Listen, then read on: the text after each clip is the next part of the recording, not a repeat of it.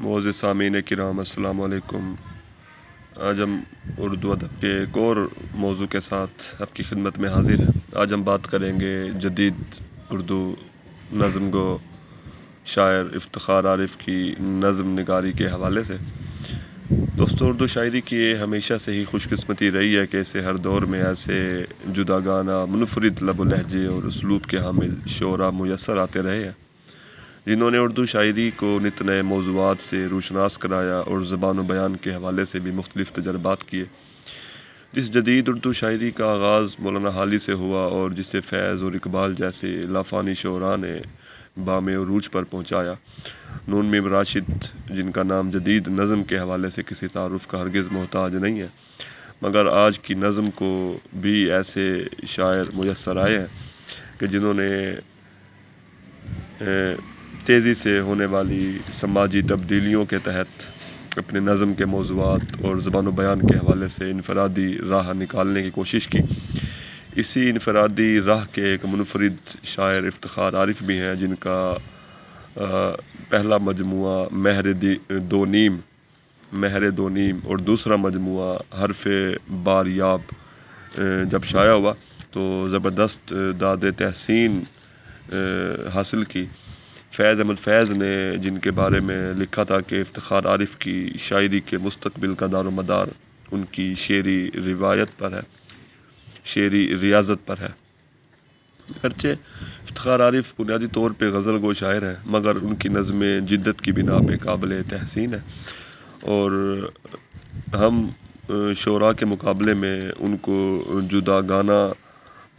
حیثیت کا شاعر قرار دے سکتے ہیں۔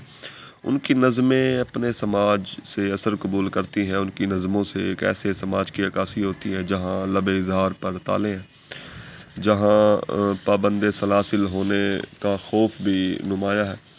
جبر و ظلم کے خلاف عوامی توقعات کے مطابق لکھا نہیں جا سکتا۔ اور افتخار عارف اسی حوالے سے اپنی نظم خوں بہا میں لکھتے ہوئے کہتے ہیں: خلق ہم سے کہتی ہے سارا ماجرا لکھیں، کس نے کس طرح پایا اپنا خوں بہا لکھیں، چشم نم سے شرمندہ ہم قلم سے شرمندہ سوچتے ہیں کیا لکھیں۔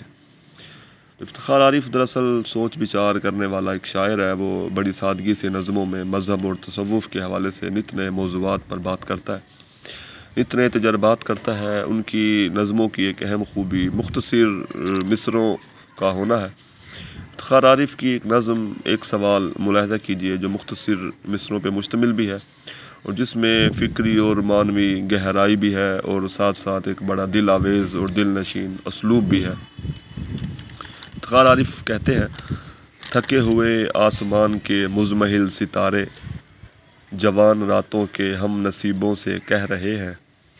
وفور و وارفتگی کے صحرا میں نور کی ندیوں کا دیوانہ پن بھی کب تک، لہو کی یہ انجمن بھی کب تک، بدن کی بے ساکھیوں سے تنہائیوں کے یہ سنگلاخ رستے، گزر سکیں تو گزار لو پھر بدن بھی کب تک۔ اس نظم میں ایک سوال، یہ جو نظم ہے ایک سوال، اس میں یہ بات بھی واضح ہے کہ افتخار عارف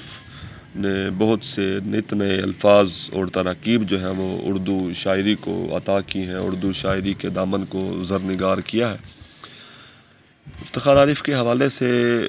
مظہر علی خان اپنے پی ایچ ڈی کے مقالے اردو نظم پر اقبال کے اثرات میں لکھتے ہوئے کہتے ہیں: ان کے صوتیاتی نظام میں اقبال کی بازگشت سنائی دیتی ہے۔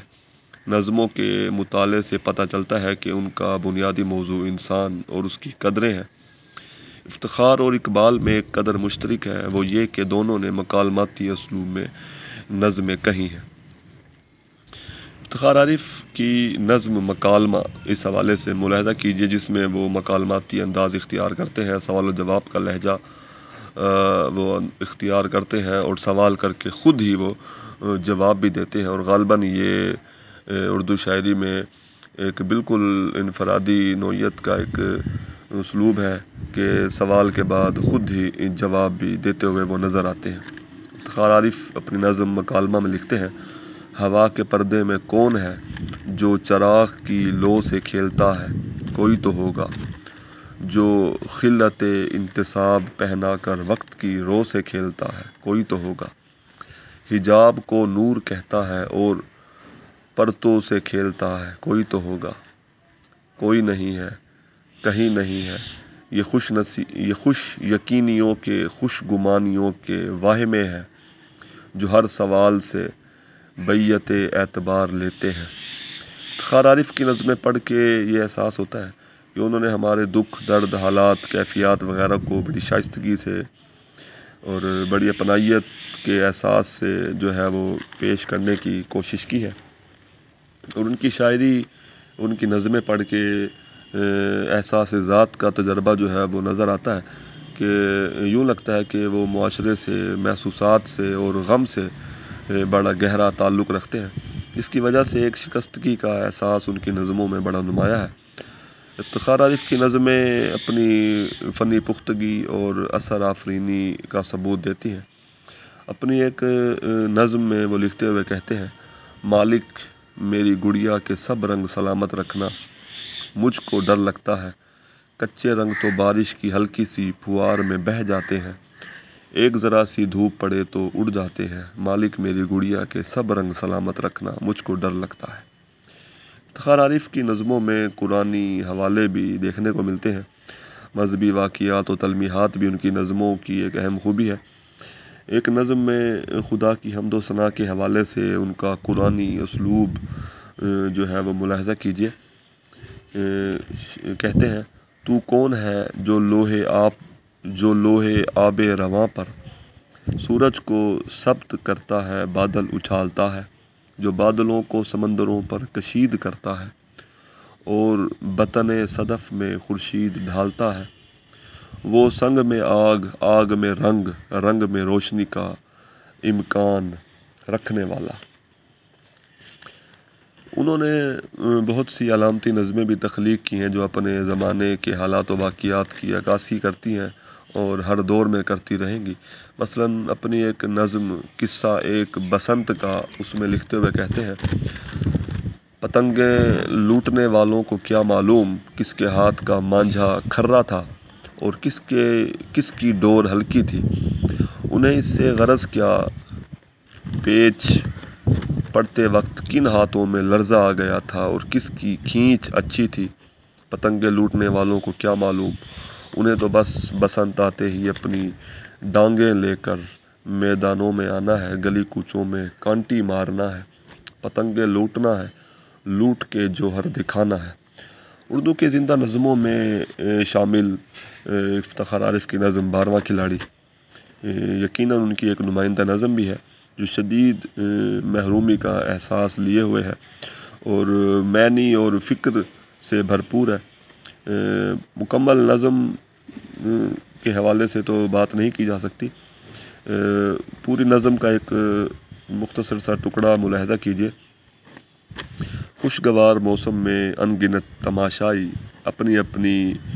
ٹیموں کو داد دینے آئے ہیں، اپنے اپنی پیاروں کا حوصلہ بڑھاتے ہیں، میں الگ تھلگ سب سے 12ویں کھلاڑی کو ہوٹ کرتا رہتا ہوں، 12واں کھلاڑی بھی کیا عجب کھلاڑی ہے، کھیل ہوتا رہتا ہے تو داد دینی پڑتی ہے اور وہ الگ سب سے انتظار کرتا ہے۔ افتخار کی نظموں میں بچپن کے خوبصورت رنگ، پتنگ اور بسنت کی بہاریں، گناہ و ثواب کے فلسفے، مشاہدات کائنات، بزرگوں بڑوں کا احترام نمایاں ہے۔ ان کی نظموں کی ایک اہم خوبی مذہبوں میں مذہبی حوالے بھی ہیں اور مذہبی شخصیات سے گہری وابستگی بھی ہے، اسی وجہ سے ان کی نظموں کے جو عنوانات ہیں وہ بڑے منفرد ہیں۔ مثلاً بحضور سید الشہداء ان کی ایک نظم کا عنوان ہے، اور ابو طالب کے بیٹے ابو ذر غفاری کے لیے ایک نظم، اسامہ بن زیاد کے نام ایک نظم۔ تو مذہبی حوالے بھی ان کی نظموں کو منفرد کرتے ہیں۔ افتخار کی شاعری زندگی سے لبریز ہے اور شدید مشاہداتی اور فکر کی حامل ہے۔ وہ ایک ایسے جدید شاعر ہیں جو کلاسیکی خوشبو سے بھی مہکتے ہیں اور اپنی ایک جدا گانہ راہ کے باعث وہ اردو کے موجودہ دور کے شاعروں میں بڑے نمایاں ہیں اور واضح پہچانے جاتے ہیں۔ شکریہ۔